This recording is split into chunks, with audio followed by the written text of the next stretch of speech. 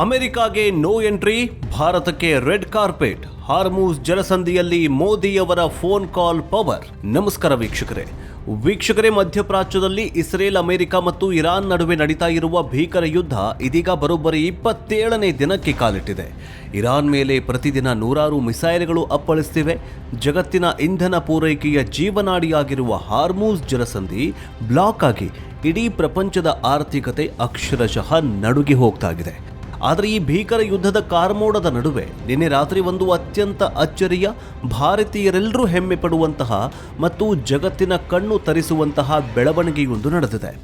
ನಿಮಗೆಲ್ಲ ಗೊತ್ತಿರೋ ಹಾಗೆ ಪ್ರಧಾನಿ ನರೇಂದ್ರ ಮೋದಿಯವರು ಅಮೆರಿಕ ಅಧ್ಯಕ್ಷ ಟ್ರಂಪ್ ಅವರ ಜೊತೆಗೆ ಫೋನ್ ಮಾಡಿ ಹಾರ್ಮುಜ್ ಜಲಸಂಧಿಯನ್ನ ತಕ್ಷಣ ಓಪನ್ ಮಾಡಬೇಕು ಅಂತ ಖಡಕ್ ಆಗಿ ಹೇಳಿದ್ರು. ಮೋದಿಯವರು ಟ್ರಂಪ್ ಅವರ ಜೊತೆಗೆ ಮಾತನಾಡಿ 24 ಗಂಟೆಗಳು ಕಳೆಯೋದ್ರೊಳಗೆ ಅತ್ತ ಇರಾನ್ ಒಂದು ಅತ್ಯಂತ ಸ್ಫೋಟಕ ಮತ್ತು ಐತಿಹಾಸಿಕ ನಿರ್ಧಾರವನ್ನ ತೆಗೆದುಕೊಂಡಿದೆ. ಇರಾನ್ ಏನ್ ಮಾಡ್ತಿದೆ ಗೊತ್ತಾ? ಇಡೀ ಜಗತ್ತಿಗೆ ಮುಚ್ಚಿದ ಹಾರ್ಮುಜ್ ಜಲಸಂಧಿಯನ್ನ ದಿಢೀರಂತ ಓಪನ್ ಮಾಡಿದೆ.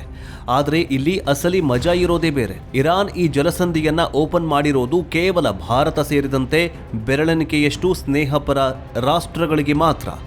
ಯುದ್ಧ ಮಾಡ್ತಾ ಇರುವ ಅಮೆರಿಕ ಮತ್ತು ಇಸ್ರೇಲ್ ಹಡಗುಗಳು ಈ ಕಡೆ ತಲೆ ಹಾಕುವಂತಿಲ್ಲ ಅಂತ ಇರಾನ್ ರೆಡ್ ಅಲರ್ಟ್ ಘೋಷಣೆ ಮಾಡಿದೆ.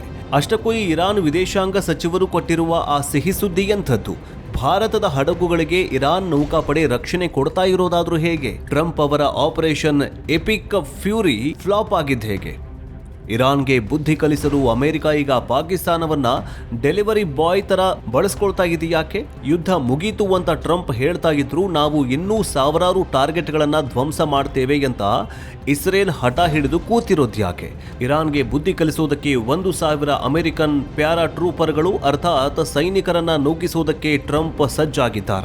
ಬನ್ನಿ ಇವತ್ತಿನ ಈ ಡಾಕ್ಯುಮೆಂಟರಿ ವಿಡಿಯೋದಲ್ಲಿ ಜಾಗತಿಕ ಸಮರತಂತ್ರದ ಮತ್ತು ಭಾರತದ ಈ ಭಾರಿ ದೊಡ್ಡ ರಾಜತಾಂತ್ರಿಕ ವಿಜಯದ ಪ್ರತಿಯೊಂದು ಎಳೆಯನ್ನ ಬಿಚ್ಚಿಡೋಣ. ಈ ಮಾಹಿತಿಯನ್ನ ಪ್ರತಿಯೊಬ್ಬ ಭಾರತೀಯನು ತಿಳಿದುಕೊಳ್ಳಬೇಕು. ಹೀಗಾಗಿ ವಿಡಿಯೋವನ್ನ ಎಲ್ಲೂ ಕೂಡ ಸ್ಕಿಪ್ ಮಾಡದೆ ಕೊನೆವರೆಗೂ ನೋಡಿ. ಆದ್ರೆ ಅದಕ್ಕಿಂತ ಮುಂಚೆ ವೀಕ್ಷಕರೇ, ನಿಮಗೇನನ್ಸುತ್ತೆ? ಹಾರ್ಮುಜ್ ಜಲಸಂಧಿಯಲ್ಲಿ ಅಮೆರಿಕಾಗೆ ನೋ ಎಂಟ್ರಿ ಎಂದು ಹೇಳಿ ಭಾರತದ ಹಡಗುಗಳಿಗೆ ರಕ್ಷಣೆ ನೀಡಿರುವ ಇರಾನ್ನ ನಿರ್ಧಾರದ ಬಗ್ಗೆ ನಿಮ್ಮ ಅಭಿಪ್ರಾಯ ಏನು? ವಿನಾಶಕಾರಿ ಯುದ್ಧವನ್ನ ನಿಲ್ಲಿಸಲು ಭಾರತ ನಿಜಕ್ಕೂ ನವದೆಹಲಿಯಲ್ಲಿ ಒಂದು ಬೃಹತ್ ಶಾಂತಿ ಸಮ್ಮೇಳನವನ್ನ ಆಯೋಜಿಸಬೇಕು ಅಂತ ನಿಮಗನ್ಸುತ್ತಾ? ಟ್ರಂಪ್ ಅವರ 15 ಪಾಯಿಂಟ್ ಪ್ಲಾನ್ ಮತ್ತು ಪಾಕಿಸ್ತಾನದ ಈ ಬ್ರೋಕರ್ ಕೆಲಸ ವರ್ಕ್ ಆಗತ್ತೆ ಅಂತ ನಿಮಗನ್ಸುತ್ತಾ? ನಿಮ್ಮ ಅತ್ಯಂತ ಮತ್ತು ನಿಖರವಾದ ಪ್ರಾಮಾಣಿಕ ಅನಿಸಿಕೆಗಳನ್ನು ಕಮೆಂಟ್ ಬಾಕ್ಸ್ನಲ್ಲಿ ತಪ್ಪದೆ ತಿಳಿಸಿ. ಮುಕ್ತವಾಗಿ ಚರ್ಚಿಸೋಣ.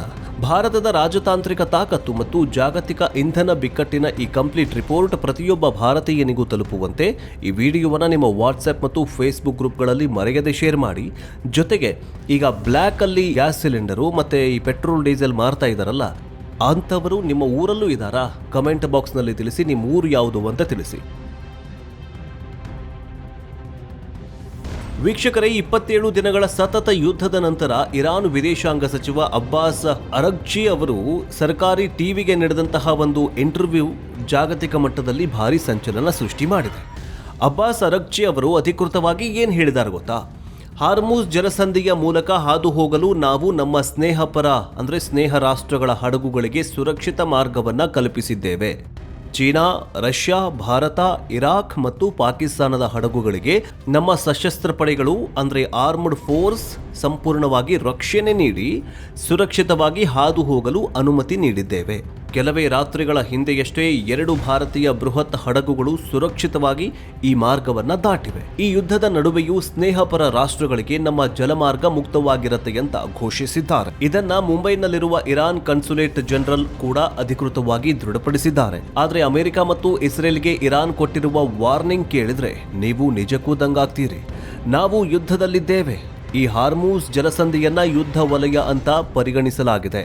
ಹೀಗಾಗಿ ಶತ್ರು ರಾಷ್ಟ್ರಗಳಾಗಿರೋ ಅಮೆರಿಕ, ಇಸ್ರೇಲ್ ಮತ್ತು ಅವರ ಮಿತ್ರ ರಾಷ್ಟ್ರಗಳ ಹಡಗುಗಳು ಈ ಮಾರ್ಗದಲ್ಲಿ ಹಾದು ಹೋಗಲು ಯಾವುದೇ ಕಾರಣಕ್ಕೂ ಅವಕಾಶ ಕೊಡೋದಿಲ್ಲ ಅಂತ ಅರಗ್ಚಿ ಸ್ಪಷ್ಟವಾಗಿ ಮತ್ತು ಕಠಿಣವಾಗಿ ಹೇಳಿದ್ದಾರೆ. ಭಾರತಕ್ಕೆ ರೆಡ್ ಕಾರ್ಪೆಟ್, ಆದರೆ ಅಮೆರಿಕಾಗೆ ರೆಡ್ ಸಿಗ್ನಲ್. ಇರಾನ್ ಇದ್ದಕ್ಕಿದ್ದಂತೆ ಈ ನಿರ್ಧಾರವನ್ನು ತೆಗೆದುಕೊಳ್ಳೋದಕ್ಕೆ ಪ್ರಮುಖವಾಗಿ 2 ಕಾರಣಗಳು ಇದಾವೆ ವೀಕ್ಷಕರೇ. ಮೊದಲನೆಯದು ಪ್ರಧಾನಿ ನರೇಂದ್ರ ಮೋದಿಯವರ ರಾಜತಾಂತ್ರಿಕ ಪ್ರಭಾವ. ನಿನ್ನೆ ತಾನೇ ಪ್ರಧಾನಿ ಮೋದಿಯವರು ಡೊನಾಲ್ಡ್ ಟ್ರಂಪ್ ಅವರಿಗೆ ಫೋನ್ ಮಾಡಿ ಹಾರ್ಮೂಜ್ ಜಲಸಂಧಿ ಇಡೀ ಜಗತ್ತಿಗೆ ಮುಕ್ತವಾಗಬೇಕು, ಇಲ್ದಿದ್ರೆ ಗ್ಲೋಬಲ್ ಜಿಡಿಪಿಗೆ ಭಾರಿ ಪೆಟ್ಟು ಬೀಳತ್ತೆ ಅಂತ ಒತ್ತಾಯಿಸಿದ್ರು. ಭಾರತದ ಈ ನಿಲುವನ್ನ ಇರಾನ್ ಬಹಳ ಸೂಕ್ಷ್ಮವಾಗಿ ಗಮನಿಸಿದೆ. ಭಾರತ ತನ್ನ ಅತಿದೊಡ್ಡ ತೈಲ ಗ್ರಾಹಕ ಅನ್ನೋದು ಇರಾನ್ಗೆ ಚೆನ್ನಾಗಿ ಗೊತ್ತಿದೆ. ಭಾರತದ ಜೊತೆಗಿನ ಸ್ನೇಹವನ್ನ ಕಳೆದುಕೊಳ್ಳಲು ಇರಾನ್ ಸಿದ್ಧ ಇಲ್ಲ. ರಿಲಯನ್ಸ್ನಂತಹ ಭಾರತದ ಬೃಹತ್ ಕಂಪನಿಗಳು ಈಗಾಗಲೇ ಇರಾನ್ನಿಂದ ತೈಲವನ್ನು ಖರೀದಿ ಮಾಡ್ತಾ ಇವೆ. ಹೀಗಾಗಿ ಭಾರತದ ಕೋರಿಕೆಗೆ ಮನ್ನಣೆ ನೀಡಿ ಇರಾನ್ ಈ ಜಲಸಂಧಿಯನ್ನ ಭಾಗಶಃ ಓಪನ್ ಮಾಡಿದೆ. ಎರಡನೇ ಕಾರಣ ವಿಶ್ವಸಂಸ್ಥೆಯ ತುರ್ತು ಮನವಿ. ವಿಶ್ವಸಂಸ್ಥೆಯ ಪ್ರಧಾನ ಕಾರ್ಯದರ್ಶಿ ಆಂಟೋನಿಯೋ ಗುಟೆರಸ್ ಅವರು ಇರಾನ್ಗೆ ಒಂದು ತುರ್ತು ಮನವಿ ಮಾಡಿಕೊಂಡಿದ್ದಾರೆ. ಹಾರ್ಮೂಜ್ ಜಲಸಂಧಿ ಮುಚ್ಚಿರೋದ್ರಿಂದ ತೈಲ, ಅನಿಲ ಮತ್ತು ರಸಗೊಬ್ಬರಗಳ ಸರಬರಾಜಿಗೆ ತೀವ್ರವಾಗಿ ತೊಂದರೆಯಾಗ್ತಾ ಇದೆ. ಜಾಗತಿಕ ಕೃಷಿ ಸೀಸನ್ ಶುರುವಾಗಿರೋದ್ರಿಂದ ರೈತರಿಗೆ ರಸಗೊಬ್ಬರ ಸಿಗದೆ ಭಾರಿ ಹಾನಿಗೊಳಗಾಗ್ತಾ ಇದ್ದಾರೆ. ದಯವಿಟ್ಟು ಜಲಮಾರ್ಗ ಓಪನ್ ಮಾಡಿ ಅಂತ ವಿಶ್ವಸಂಸ್ಥೆ ಮನವಿ ಮಾಡ್ಕೊಳ್ತಾ ಇದೆ. ಈ ಮನವಿಗೆ ಸ್ಪಂದಿಸಿ ಇರಾನ್ ಈ ನಿರ್ಧಾರ ತೆಗೆದುಕೊಂಡಂತೆ ಕಾಣಿಸ್ತಾ ಇದೆ. ಇದು ಭಾರತಕ್ಕೆ ಸಿಕ್ಕಿರುವ ಅತಿದೊಡ್ಡ ರಿಲೀಫ್. ಹಾರ್ಮೂಜ್ ಜಲಸಂಧಿ ಓಪನ್ ಆಗಿರೋದ್ರಿಂದ ಭಾರತದಲ್ಲಿ ಪೆಟ್ರೋಲ್, ಡೀಸೆಲ್, ಎಲ್ಪಿಜಿ ಸಿಲಿಂಡರ್ ಮತ್ತು ರೈತರ ರಸಗೊಬ್ಬರ ಬೆಲೆಗಳ ಮೇಲಿನ ಒತ್ತಡ ಗಣನೀಯವಾಗಿ ಕಡಿಮೆಯಾಗಲಿದೆ. ಭಾರತದ ಉತ್ಪಾದನಾ ವಲಯ ಮತ್ತೆ ಚೇತರಿಸಿಕೊಳ್ಳಲಿದೆ. ನೋಡಿ, ಅಲ್ಲಿ ಎಲ್ಲೋ ವಿಶ್ವದಲ್ಲಿ ಅಂದ್ರೆ ಈ ಹಾರ್ಮೂಜ್ ಜಲಸಂಧಿಯಿಂದ ಹಡಗುಗಳು ಬರ್ತಾ ಇದ್ದಾವೆ, ಸಪ್ಲೈ ಚೈನ್ ಎಲ್ಲೂ ಕೂಡ ಬ್ರೇಕ್ ಆಗ್ತಾ ಇಲ್ಲ, ಸಪ್ಲೈ ಕರೆಕ್ಟ್ ಆಗಿ ಆಗ್ತಾ ಇದೆ. ಹಾಗಾದ್ರೆ ಪೆಟ್ರೋಲ್, ಡೀಸೆಲ್ ಮತ್ತು ಎಲ್ಪಿಜಿ ಸಿಲಿಂಡರ್ನ ಅಭಾವ ಯಾಕೆ ಇಲ್ಲಿ ಭಾರತದಲ್ಲಿ ತಾಂಡವವಾಡ್ತಾ ಇದೆ? ಈಗ ಇಲ್ಲಿ ದಲ್ಲಾಳಿಗಳ ಕಳ್ಳಾಟವೂ ಕೂಡ ಜೋರಾಗಿ ಕೇಳಿ ಬರ್ತಾ ಇದೆ. ಕೇಂದ್ರ ಸರ್ಕಾರ ಮತ್ತು ರಾಜ್ಯ ಸರ್ಕಾರ ಇಬ್ಬರು ಸೇರಿಕೊಂಡು ದೇಶದಲ್ಲಿ ಸೃಷ್ಟಿಯಾಗಿರುವ ಈ ಒಂದು ಅಭಾವ, ಸಿಲಿಂಡರ್, ಈ ಪೆಟ್ರೋಲ್ ಬಂಕ್ಗಳ ಮುಂದೆ ನಿಂತ್ಕೊಂಡು ಜನ ಕ್ಯೂ ಅಲ್ಲಿ ನಿಂತಿದ್ದಾರಲ್ಲ, ಈ ಅಭಾವ ಮತ್ತು ಈ ಒಂದು ಪ್ರಾಬ್ಲಮ್ ಅನ್ನ ಬಹುಬೇಗ ಸಾಲ್ವ್ ಮಾಡಬೇಕು. ಕೇಂದ್ರ ಮತ್ತು ರಾಜ್ಯ ಸರ್ಕಾರಗಳು ಕಟ್ಟುನಿಟ್ಟಾಗಿರುವ ಕ್ರಮಗಳನ್ನು ಕೈಗೊಳ್ಳಬೇಕು. ಅದ್ಯಾವನೋ ಬರ್ತಾನೆ, ಒಂದು ದೊಡ್ಡ ಸಿಂಟೆಕ್ಸ್ ತಗೊಂಡು ಪೆಟ್ರೋಲ್ ತುಂಬಿಕೊಂಡು ಹೋಗ್ತಾ ಇದ್ದಾನೆ. ಆತ ತನ್ನ ಮನೆಗೆ ಬಳಸ್ಕೊಳ್ತಾ ಇದ್ದಾನೋ ಅಥವಾ ಅದನ್ನು ಬ್ಲ್ಯಾಕಲ್ಲಿ ಮಾರ್ತಾ ಇದ್ದಾನೋ ಗೊತ್ತಿಲ್ಲ. ಇದರ ಬಗ್ಗೆ ಕೇಂದ್ರ ಮತ್ತು ರಾಜ್ಯ ಸರ್ಕಾರ ಕಟ್ಟುನಿಟ್ಟಾದ ಕ್ರಮವನ್ನು ಕೈಗೊಳ್ಳಬೇಕು. ಈಗ ಬಾಂಗ್ಲಾ ಮತ್ತು ಶ್ರೀಲಂಕಾದಲ್ಲಿ ಹೆಂಗಿದೆಯಲ್ಲ, ಒಬ್ಬನಿಗೆ 10 ಲೀಟ್ರು ಅಥವಾ 2 ಲೀಟ್ರು ಮಾತ್ರ ಪೆಟ್ರೋಲ್ ಡೀಸೆಲ್ ಕೊಡಬೇಕು, ಇಲ್ಲ ಅಂದರೆ ಹೋಗಿ ಅಂತ ಅನ್ಬೇಕು.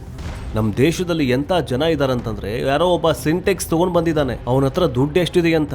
ಅಲ್ಲ, ನಾಳೆ ಸಪೋಸ್ ಏನಾದರೂ ಈ ಮೋದಿಯವರು ಏನಾದರೂ ಕಠಿಣ ಕ್ರಮಗಳನ್ನು ತೊಗೊಂಡು ಇಡೀ ದೇಶವನ್ನು ಲಾಕ್ಡೌನ್ ಮಾಡಿಬಿಟ್ರೆ, ಆತ ಈಗ 1 ಲಕ್ಷ ರೂಪಾಯಿಗೆ ಪೆಟ್ರೋಲ್ ತೊಗೊಳ್ತಾನೆ, ನಾಳೆ ಕೋಟಿಗಟ್ಟಲೆ ಮಾರತಾನಂತಂದರೆ ಇಂಥದ್ರಲ್ಲೂ ಅದೆಲ್ಲೋ ಹೇಳ್ತಾರಲ್ಲ, ಉಚ್ಚೆಯಲ್ಲಿ ಮೀನು ಹಿಡಿಯೋ ಕೆಲಸ ಅಂತ ಹೇಳ್ತಾರಲ್ಲ, ಈ ಕೆಲಸಗಳಿಗೆ ಬ್ರೇಕ್ ಬೀಳಬೇಕು.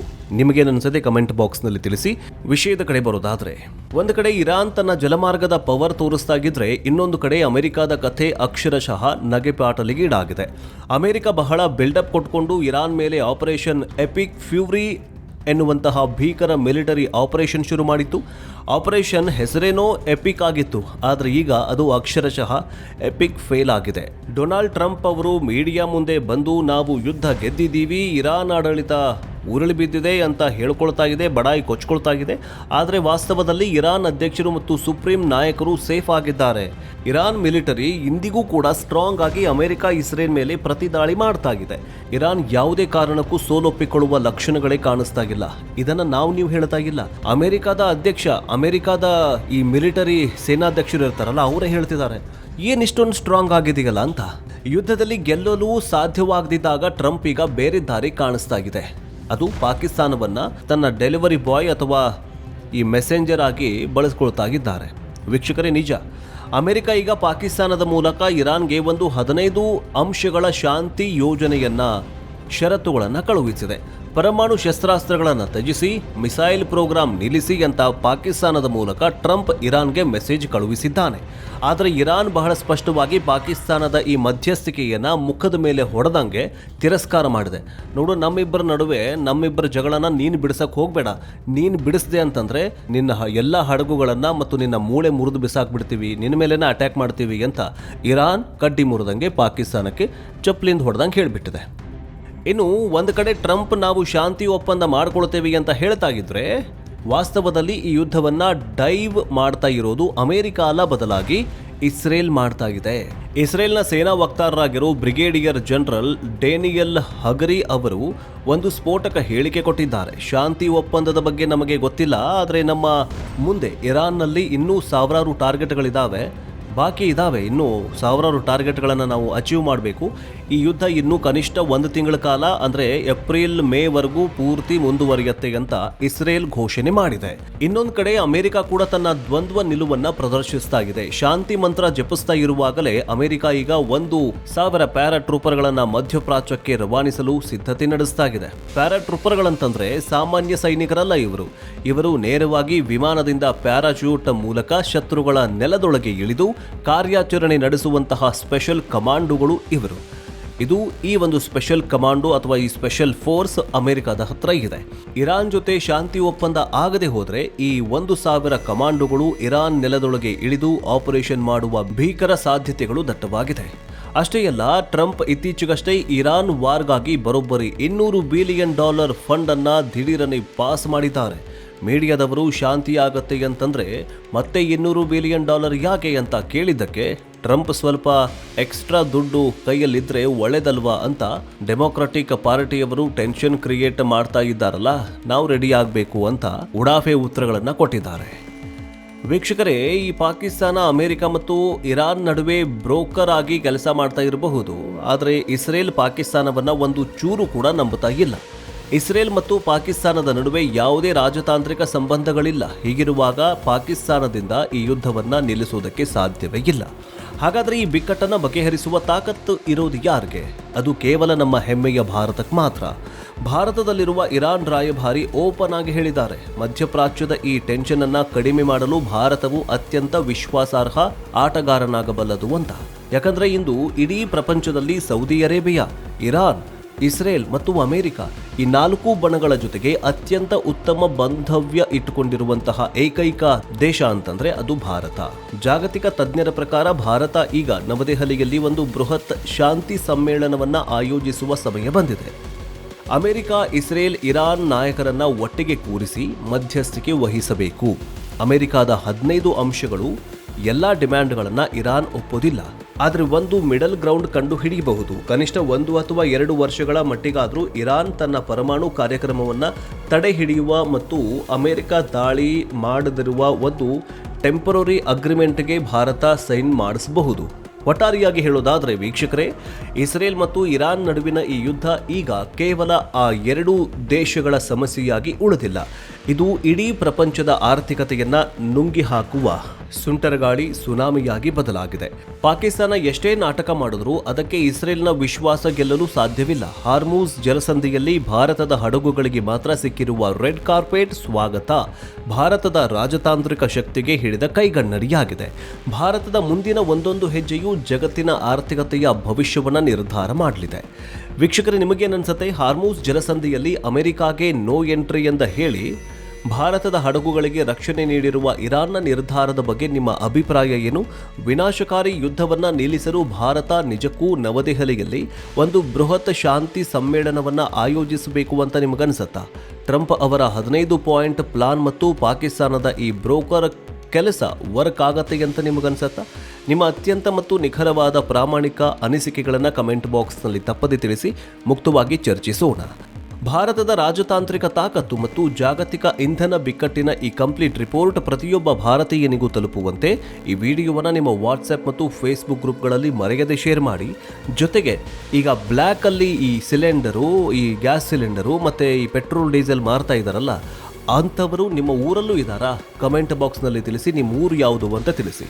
ನೆಕ್ಸ್ಟ್ ಅಪ್ಡೇಟ್ನೊಂದಿಗೆ ಬೇಗ ವಾಪಸ್ ಬರ್ತೀವಿ. ಜೈ ಹಿಂದ್, ಜೈ ಕರ್ನಾಟಕ, ವಂದೇ ಮಾತರಂ.